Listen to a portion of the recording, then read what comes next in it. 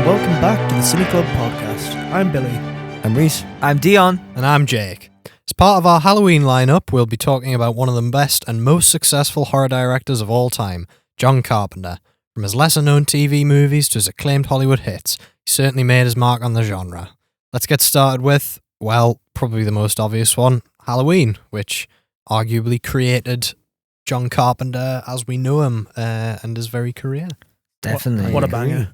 Yeah. Definitely his most iconic film of like the horrors, because you got like It's Michael Myers. Yeah. He's stuck up there in the big three of slashers, I think, which is a big. What is the big three of slashers first? The sort of off? Mount Rushmore of Yeah, slashers. we'll give it. We'll give it some extra Jason wiggle and room, yeah. Freddy and Jason, Freddy, Jason, Freddy, Freddy, Ghostface, and Michael, and I think him. would Yeah. be the And Mount Rushmore I feel for like it's me. quite an interesting one, because this was late 70s. Yeah. It's the only one that has that kind of aesthetic to it out of any of his films, because he's very heavily associated with the 80s. Yeah. And it still feels like an 80s film though, to be honest. yeah, it's getting into the 80s territory of like pacing and plot, I think, but in actual visuals and the style of it, it's very, very, very, very 70s. Yeah. And that's what I like about it. It's like unique among his work. It's also probably one of the most grounded ones he ever did. Like, there's Mhm. not. I mean, I know The Michael. ending. Well, yeah, I know Michael being unkillable's kind of supernatural, but there's not like lots of supernatural elements. It doesn't like, add like anything like the what's it called? Like He doesn't start flying, Yeah, does he? yeah. No. Yeah, like- there's not like, you know. he isn't like, oh, this is mentally ghost in his head, which is like Yeah. haunting him and stuff. Everything that he does, that Michael does, you can have plausible deniability for that it's supernatural. Yeah. Like, Yeah. he can appear in random spots, but he could have just like ran there off Just- screen. Yeah, exactly. He teleports you don't about, actually but know. You just see him kicking about in a car in the background in one of the shots where That's Loomis true. is looking round. He How- even checks his corners before he pulls out. does he actually? He's Yeah. a responsible driver. That's why we were like Where did he laughing when learn we to saw it. drive? I know, he's been in that institute since he was a kid. What is going on? Did the teacher was Loomis there? Like, sat right, Michael, on the off chance you ever get out and are a normal human being, let's teach you how to drive. Of all of the ways to rehabilitate him, teaching him how to make Giving him make a clean getaway, it Michael, surely wasn't one of This the is how you best times. parallel park. This is how you Can you imagine run having away. Dr. Loomis as your driving instructor? I think To it's be honest, No, that's not how it's done.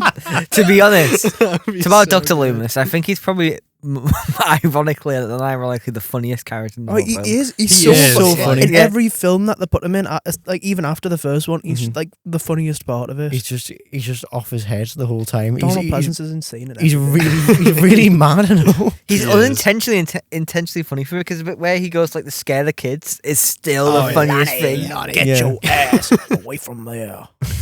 It's like he's like, I mean, that's the thing though, he's like completely unhinged, but I think he's probably one of the best parts of the whole film Mhm. because he goes from that kind of, you can believe why he's so unhinged in the first one because we don't really see what Michael does. So at first you're a bit like, he's just being overprotective, and that's what they're all like, all of the characters are like. But then once he starts killing, you're like, oh shit, like this guy's the only person who really knows what's going on, and like, so you kind of believe him even if he is a bit heavy-handed. Yeah. But I mean, yeah, you gotta respect. It just any- keeps going on through the films as well. But we'll yeah, stick exactly. to Halloween that. one. You gotta respect. I any- think what they're trying to do is like create a like mirror image between Loomis and Michael. I feel like as it goes on, Loomis gets more and more unhinged He to does, match yeah. Michael's level. Yeah, totally. But- Well, they're like sort of foils for each other, aren't they? Yeah, so, like, yeah. I think it works, but Loomis doesn't do a very good job of foiling them. Like he's just I mean, yeah, there's he not. appears at the end, blasts him, and then leaves. Yeah, well, that's a thing. Like I say, That's what I read.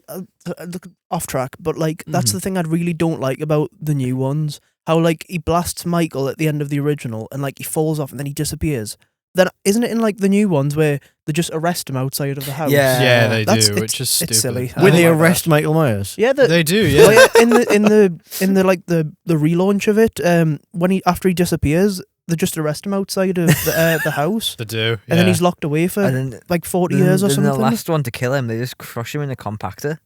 Brilliant. It's Wash. just nuts. That's probably the only way you can do it, considering how much he survives. Mind you, I will Like give it's a whole rally like- of people just Mhm. kind of. props to Kills for that flashback bit though, because as dumb as that I've seen scene that. Yeah, is, that's really that cool. flashback where they Oh. basically get a guy who just looked and sounded like Donald Pleasance. No, it on- wasn't looked. It was all makeup.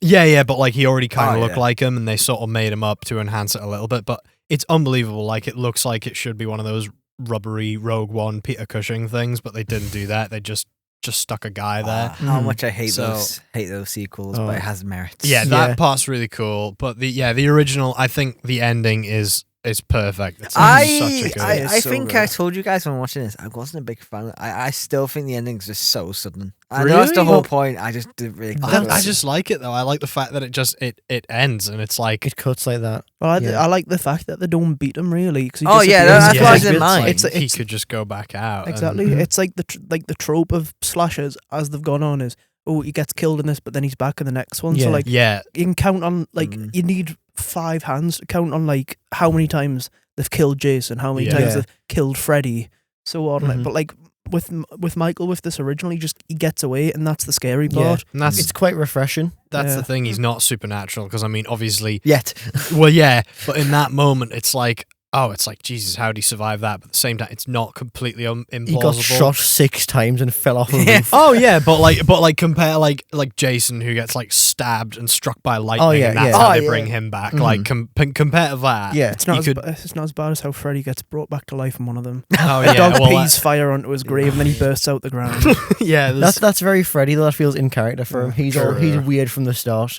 Like Michael, he doesn't really change throughout the films. Yeah. Like Jason, he gets more and more. He gets more and more like rotten and horrible. Freddy probably gets more and more weird. Michael just gets worse masks as it goes along. Yeah, the second one's terrible. But Halloween originally was meant to be an anthology series, wasn't it? Yeah, it was. And I think that's what makes the ending all the more effective. Yeah, exactly. Yeah, it's like an episode of Goosebumps. Or something if it ended, like that. It's something to send chills down your spine and make you watch it back on the way home. Totally. That's what it's supposed to do. Yeah, exactly. That. And when you follow it up a million times, it loses its like reality, I think. Yeah, that's why I think it's there is just no better feeling in this season in particular than watching the first Halloween on Halloween night, where you can just about hear the sounds of people still outside. Like when you watch it, you could think, oh, he could be out there somewhere. You know, it's just that idea. Like it's like a cultural. Creepy. I still think when we watched it, like in Tyneside for the first time, generally.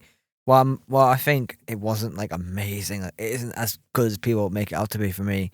I still think it was generally an experience that I'll never forget because like it was Halloween. Yeah, watching it on Halloween night, like I said, and there was just something special about that. Yeah, it is. It is one of those things. I mean, obviously, it's like the fact it's called Halloween and the fact it's all set on Halloween. It's pretty on the nose, but even beyond that, just the look of it, it's got this sort of like it feels very autumnal. Autumnal, and it's the like leaves all are soaking wet on the floor. Yeah, like it's been raining. You got the teenagers all like sort of like going home from school, and they're like doing their little babysitting jobs, and they're watching. The fact they're watching like the TV, and there's like a horror movie marathon. They're watching like the original The Thing and Forbidden Planet and stuff like that. That's what makes it so like refreshing. Still, it's real in a way that the others aren't. Because other slashers, they're scary, right? But they're not Halloween scary. They're just generally scary. Halloween is only scary around Halloween. That's when it's most effective because of you can see yourself as Laurie as like any of the other characters you see. Yeah, and everyone sits and watches a movie marathon on Halloween. That's just a thing people do. You know, it's a very relatable thing. It's so believable. There is a reality to it that the rest of the slashers don't have. Yeah. Well, because we've never experienced being summer camp counselors. No, exactly. Yeah. So there's not that many that are like that relatable and like, and obviously because like I say, it's not that supernatural. And I like to think in the situation of Halloween as well. I mean, even the people who weren't even remotely involved, just you can imagine it being like in real life. They would have woke up the next morning and be like, "Oh, did you hear the news? There was like some guy killed a load of girls last night," and it would just be like, "Whoa, you know what a weird legend." And obviously, I know the sequels happen, and then that's not the case. It becomes like, oh, the fucking legend of Haddonfield or whatever. But like, if they just left it at that, you know what I mean? That would just be like a night where something fucking bad happened. You can imagine yourself going out trick or treating, seeing him walk past, and then you see the news and you're like, "Oh my god, that stuff was like him." That. It's so. They do that in the second one, I think. They do mention like, "Oh, you hear that girl died like just down the road from here," and that's what that's what I mean. It's all in how one small little town place. contained it is. It's the whole film takes place in basically one day. I'm a sucker for that. I love it when films do that, and obviously the fact that it's all in one day, Halloween day. Pretty much, I don't know if it entirely is, but all of the most important stuff happens. And I mean, the soundtrack as well. You can't not talk about how good the music is. The soundtrack's chilling. Which is like, I mean, because it's him doing his own music as well, which I think's another important thing you got to mention with I didn't know he did his own music for it. Seriously, Carpenter does all his own scores. Okay, that makes a lot of sense then. Yeah, that's so he was like quite influential in that sense because there wasn't that many scores at the time that used synth music. I think Tangerine Dream were doing a few at the time, but anyway, point is, it's an awesome film and the perfect start to that sort of style and career, and it's just really good. I think the mention of like Carpenter scores segues quite good into The Thing, because I think that's a really good score as well. Totally. Although that one wasn't just him. I think Morricone did a bit of that too. Ennio Morricone, but I don't know how. Well, there you go, two goats. Yeah, well, exactly that. Yeah, I mean, if you're going to get some help to do your score, then there's literally no one better to ask than him. Like the sharpness of the Halloween soundtrack makes you feel tense. Yeah. But like the slow, methodical feel of The Thing, yeah, it makes you feel paranoid. It's just ominous. It's just you just know something bad is gonna happen, but you just don't really know what yet. And it's like it's so good at doing that, and they don't overuse it either. I think the score on The Thing, it comes in just when it needs to, but it's not like don't get me wrong. The score in Halloween's great, and quite a lot of Carpenter scores are great, but he does this thing where he uses a lot of like stings, which I've said before, it sounds to me like he's just fallen asleep on his keyboard. There's quite a lot of moments where it would be like Michael just shows up in the corner, he's like, ding, ding, ding, and it's like, it's kind of just a trope in a lot of horror films now. Like, Well, is he not set the standard, do you think? Yeah, I think he was one of the first to do that, and like, don't get me wrong, it's cool, it's effective, but the fact that The Thing doesn't do that, like when the most graphic shit ever is just going on, it's just like it's just the diegetic sound. It's just you can hear them all like screaming and like scary, and that makes it scary because it's like they're so real and I mean, I guess it's like the whole thing of it's like a load of men all trapped in the base, and it's all a bit like the egos and the sort of attitudes to each other, but like then faced with the like a thing, and something that no one understands. It's like it's cool. I think it's a good character study because you see the way they all, some of them, try to band together. A lot of them just turn on each other really quickly, and it's such a good film, man. The Thing's just really it's good. Like, what can you say about The Thing? Like, it's so hard. It's definitely one of his best. I watched The Thing for the first time last year, and there was one, I think, this isn't as scary people make it out to be, and it was the bit with the test.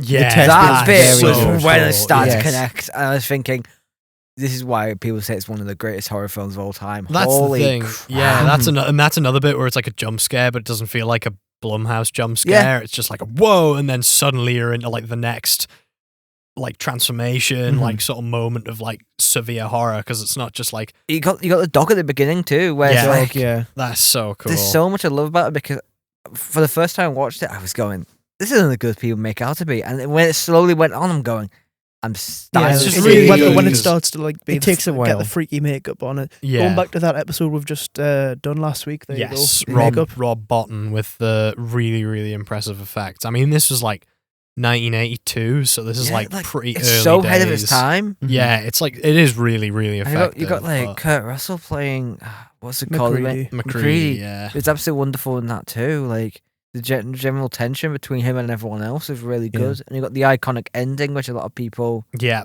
Well, that's it. It's another one where it's like a sort of open ending, so it's kind of that's why it's so effective. Yeah, it's like I think it works more for me with an Alien, because I do like that uncertainty. Yeah. Well, Halloween does do it right for me. It isn't as impactful as The Thing, where there's this creepiness. Yeah, I do agree. I think The Thing does the open ending ambiguity more effectively. With one the dialogue at the end too for that scene is so good. Yeah, because that's what I think a good horror should leave you with. Like you said at the end of Alien, it's a bit of an ambiguous ending, whether it be like I was supposed to say Halloween, but yeah. Anyway, the alien's dead, right? Ripley's safe. She's in cryo sleep. What happens past that? We don't care. The alien's dead. The horror's gone.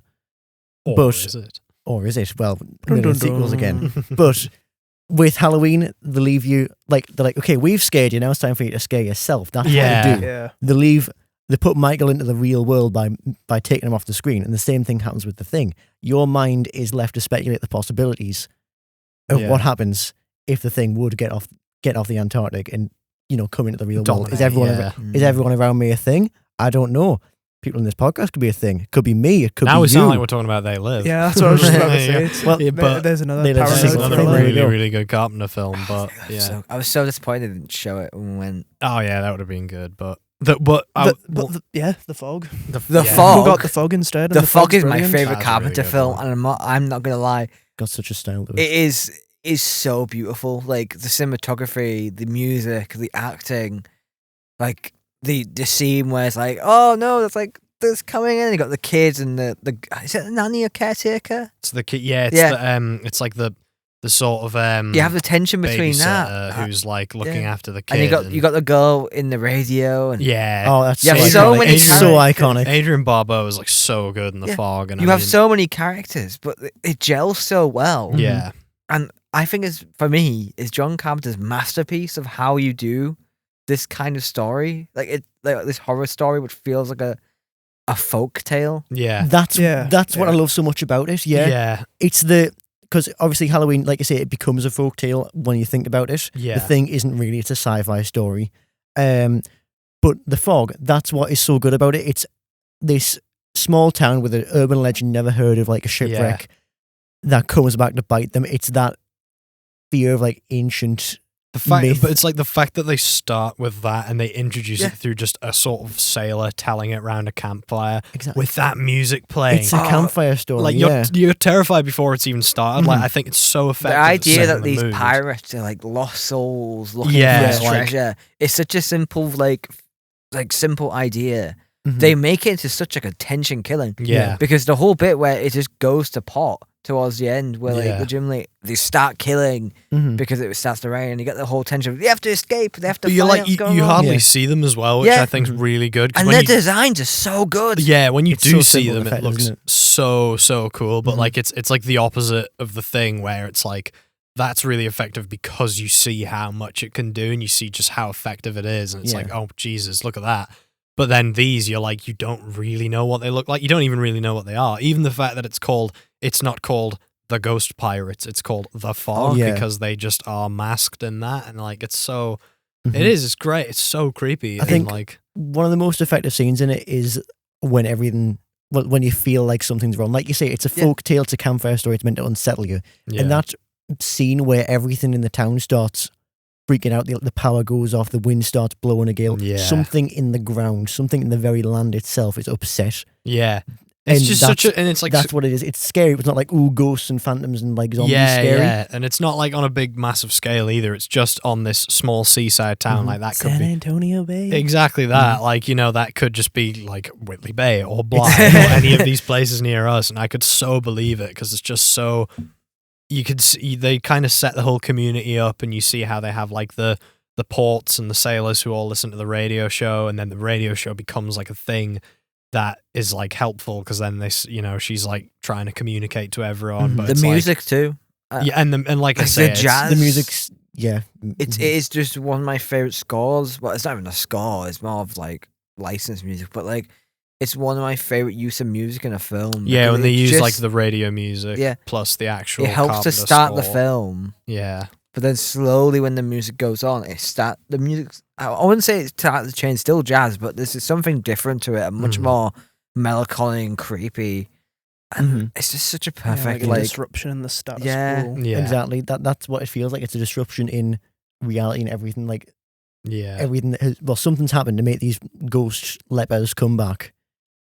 And we need to solve it. You can also see how much it's quite Scooby-Doo in a way. You can see how much the city and the world itself has like inspired so much media too. Like I know I'm gonna go off topic here, but like Alan Wake, I would argue Twin Peaks kind of got the idea of that. Yeah, the whole small town with something spooky going on, and there's like all these different ideas of like media which is taking us. And I think compared to like Halloween, which is great, and I think it's one of his most like inspirational movie to like a lot of people. It's like one of the more influential. So I mean, but like Halloween did kind of create the entire slasher genre. But I do know what you mean. It's got so much style. I think it's just stylish. It creates the Carpenter horror very well, and it's different. There's not that many other horror films that are like that. Like there's probably quite a lot of like evil ghost pirates, but they're not as effective as that. And they try and like develop it more. Yeah, it's you got the priest too. I'm surprised we haven't mentioned. He's cool. Yeah, who's like he knows the story and stuff, and he's like the one to protect the thing. Yeah, because they have that whole thing at the end where they think they're safe, and then he ends up still dying anyway, which is right. It's so cool, and I guess you get a little bit more closure in this film, but it's still that idea of like, it's these, sort of kind of stories, things you're vaguely familiar with, reinvented to be like a real thing, like a real threat. So like, obviously you get this is like the sort of ship's folk tale, but like, I think one of the other reasons why, I know we've talked about the Halloween ending a lot, but one of the reason it's so effective, I think, for me, is because they do the whole, was that the boogeyman? And then he's like, yeah, as a matter of fact, it was, because they have all throughout the film her saying, oh no, there's no such thing as the boogeyman. She's like that kind of like figure of like, like a sort of figure of superiority who's like, no, it's okay. I'll look after you. There's no such thing. And then she's like, shit, like, that is just a real thing. I'm terrified. And then somebody else shows up, another slight figure of superiority, and he's like, actually, yeah, that is true. You should be scared, but it's fine because I've sorted it now with my 6-shooter. That's what's good about it. It really strikes at something that everyone knows. Everyone's heard a creepy campfire story. Everyone's heard of the boogeyman. Everyone's got a small town like murder that happened at some point. Yeah. Another thing I want to touch on as well is the rules that like a lot of supernatural horror sets up. Yeah. I think that's quite effective because with Michael Myers, you know who he is. He's going to stab you with a knife. It's pretty simple, right? He's going to stab you with a gun if you're watching the fourth one.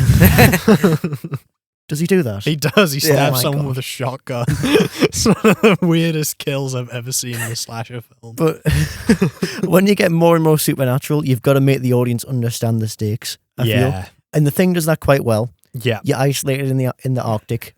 If this thing gets off your station, gets to the rest of the world, who knows what will happen? Those are the stakes. Yeah. And that test scene, like you mentioned, Dion, that establishes the rules even more. Yeah. Because it lets us know just what will happen, what will trigger this thing, what rules does it play by, what happens if we break those rules. Yeah. And the fog does that as well. As soon as you see that fog, you're like thinking, oh shit, we know what's going to come next, because it teaches you that. It teaches you to fear the signs more than actually what happens. Yeah. I think the thing is so unpredictable as well, because I've seen it so many times and I still forget like who's the thing at certain points quite a lot of the time. I've seen it so much, but it's still so effective because it's like no matter how many times you watch it, you're still tense because it is so tense. I mean, that bit, like, I mean, it's weird because I love the blood test bit because it's like really scary, but it's also like one of the funniest parts of the film as well because you get them all tied down, absolutely terrified. They have the whole thing, they kill it, and then you get that brilliant line where he's like, I appreciate that we've been through a lot, but I'd rather not spend the rest of this winter tied to this fucking couch. And it's like that is something about Carpenter I've noticed too. Like he has a lot of like humor in his horror films. Yeah, they are quite funny generally. Like Halloween has, like you said, it's funny ones. The Fog does have some generally. It knows when to be funny and when to be scary. I think, which is good. It's like it's funny in the sense that like it's funny that it makes it more believable. I think. So like with The Fog, you have the whole "Oh, are you weird?" and he's like, "Yeah," and it's like, "Oh, great, I hate normal people." Like that's just like it's just such a like strange little bits of dialogue like that, but it's like it makes it. It makes it quite real, but you can relax. That's what the humor does. Yeah. What was I going to say? Yes, another funny bit in that scene actually in the thing. I like when they do reveal the thing and then the rest of them are just strapped down next to it. They're like wriggling away trying to get away from it. They're just like looking at it like terrified. But I do think it's. Go on. What were you gonna say? I was saying go so far as to say that's like definitively his best. The Thing. Yeah. I'd probably say that's his best, but it's not my personal favourite. My personal favourite is still The Fog. Yeah, that's fair, totally. I mean, it is tricky, but I was going to say it's also worth mentioning. I like another reason I really like a lot of Carpenter's films is he has like a really good little group of familiar actors. And I know it's like sometimes it's a bit like, are they really using the same like actors again? But like I quite like that because it's like almost like they're just like these different like stories in this little Carpenter world, and it's like he's almost like he's just casting his friends to play like these different characters. So you get like Jamie Lee Curtis appears in a couple of them. obviously Kurt Russell's in most of them. Donald Pleasance, Tom Atkins. I think I love Tom Atkins. He's a really underrated one. I think criminally underrated. He's so underrated. He's awesome. I'd love to meet him actually because he comes to quite a lot of conventions and he's awesome. I think he's just such an effective protagonist because he looks like an everyman. He looks like your dad's friend. Totally. He really does. That's why I liked. One of the reasons I liked, it's not a Carpenter film, but Halloween 3 so much because it carried on that Carpenter energy. Yeah. And by having Tom Atkins as its lead, it felt like it did. Just another that's Carpenter the thing. film. Like it really does. I love Halloween 3. Halloween 3 is great. Halloween 3 is awesome, but I think I like a bit more than the first one. Really? Take, yeah. Controversial. Some people do. I have heard that before. I don't personally, but I do think it's a really good film. But that's what I mean. It's like it's got that vibe, and like it's just because you sort of know where you stand. I feel like he's very much like an auteur director that gets overlooked because he's not like making these Oscar-winning, 3-hour epics. Like they're all, quite a lot of them are very, kitschy B movies, but like they still have that. Each one has very much a style. For kitschy B movies is fucking great. Well, that's it. They're like the sort of upper echelons of that sort of subgenre where it feels like quite a classy film. I mean, I was saying yesterday.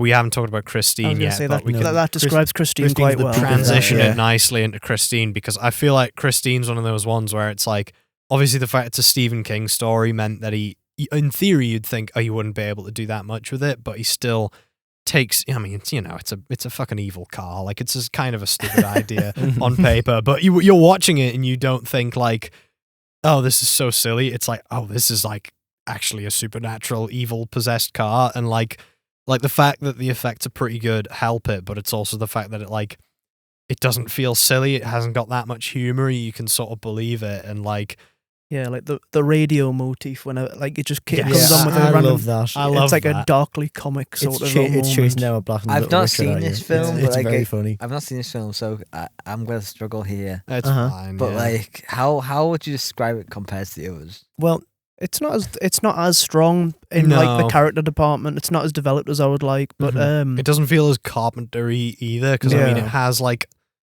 the score which is still effective. It has that sort of like gritty, like quite 80s colourful look that a lot of his films do. They're like, it's weird because they're somehow dark and colourful at the same time. Yeah. Like all of the sort of horror that happens in this film, it's very dark. You can't really see, but you've got that bright red car always like kind of drawing your eye through the frame. You've got that really cool shot right near the end where he's like just fully blue. Yeah, totally. Inside the car. Like, Yes, I love that shot so much. I love that. Like he looks so cool. I think Keith Gordon is really, really good in this film. Great. And like he turns from a nerd to a like total nutcase. Yeah, basically.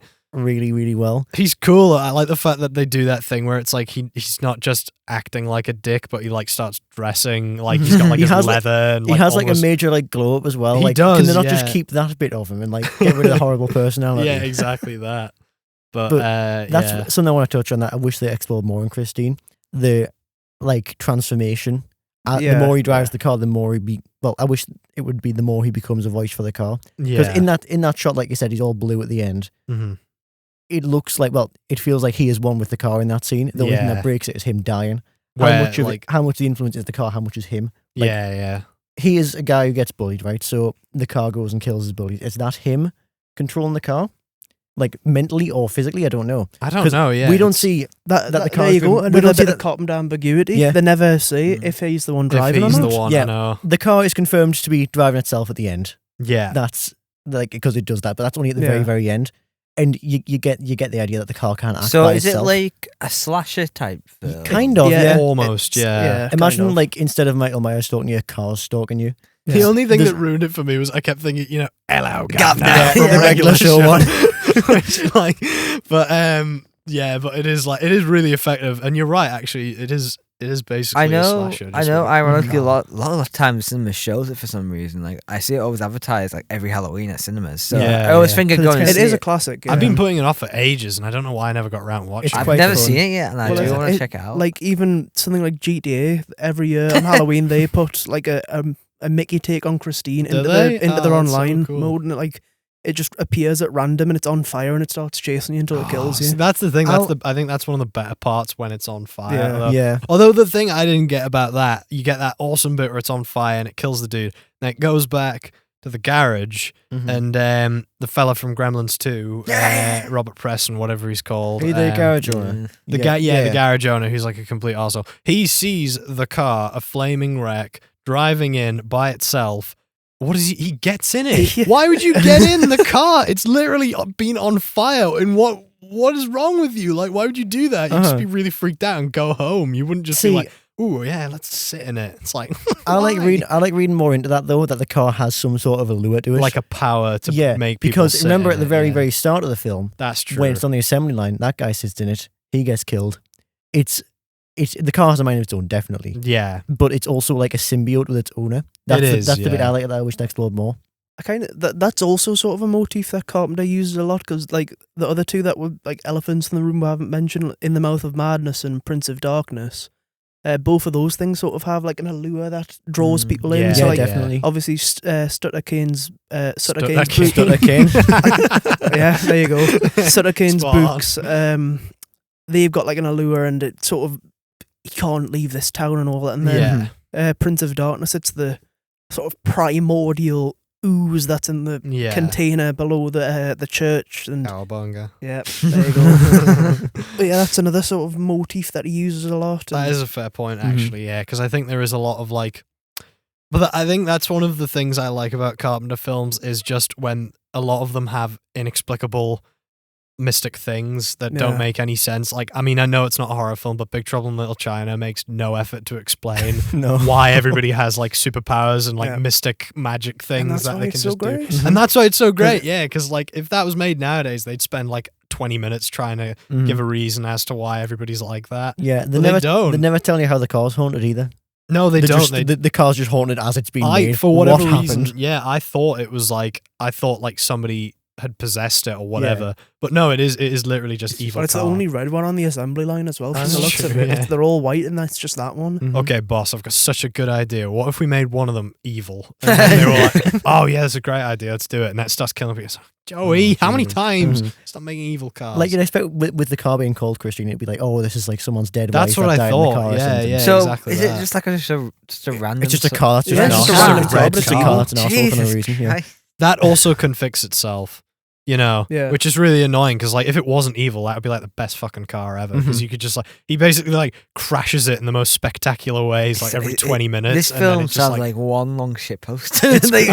It was really good. I really liked it, I can't lie, and it is a weird one, because I might actually watch it like when I get time later on this week. It sounds excellent. It's got like Carpenter fingerprints on it, but it feels more like what I was talking about in one of the other episodes, like one of those ones where he made to fund his next original thing. Yeah. So like he takes care to make it like a pretty cool, effective horror film, but you can tell it's not his idea. Like it's not. You say it was a Stephen King. It's idea, a Stephen King idea, so he's doing his best with that. Right. But like, it's the thing that gets me with it though about the horror of it is it's a car.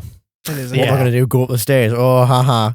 Man, that's sort of where it falls. Yeah, but how do you kill a car? How do you kill a car? A car that can blow it up. A car that can rebuild itself, because they do crush it into a cube, but surely that's could the just rebuild funniest shot in the whole film, by the way. They get it in the doors, and the next shot, it's just a proper harsh cut to broad daylight. It's falling out of a cube maker, and then that's it. It's like that's sorted. The end, done. That's how it's defeated. That's how it ends. That's basically how the movie ends. They crush it into a cube. But they do that cool bait and switch though as well. I quite like where they think it's still alive, then it's like, oh no, it's just some dude with a radio. But I wish it was still alive. That would be. Is there no open ending for that? Pretty much, yeah, because then it starts moving a little bit, so it's almost like, oh, is it really dead? Can it rebuild it? But it'll just take ages and take 10 years. So they need to like hire somebody with a hammer to just keep smashing it every time they see it move. It's like, no. But it's like, I'd say you're gonna like this, Dion. It was like almost like a proto Bumblebee. Also, you know how Michael Bay, Michael Bay Transformers like speaks through the radio. So this movie does that, where it would be like it's playing all of these like love ballads whenever like Arnie's actually like, just to like. Just like mess with people. Pretty much, yeah. Basically, whenever it gets jealous that Arnie's going out with his girlfriend, it starts playing like all of these, love songs. There's a bit where it traps her in the car and tries to choke her with carbon monoxide, and it starts playing the song called "I've Got You" and you can't get out. Yeah, it's something like that. It's having fun. The car's having fun. It's quite campy, but it's compared to all of his others, which have at least one thing that scares me. That sounds absolutely wild. I mean, it's what Jake said before. It's very B movie. It's very kitschy compared to the sort of innate terror that some of his other things come out with. That's its flaw. I think the thing is scary because you can't get away from the thing. You're trapped in the Arctic, right? Yeah, it's a car. Yeah, you can go upstairs. You can go up a hill. Go somewhere a car can't house. Get. One of the many spaces a car can't fit into.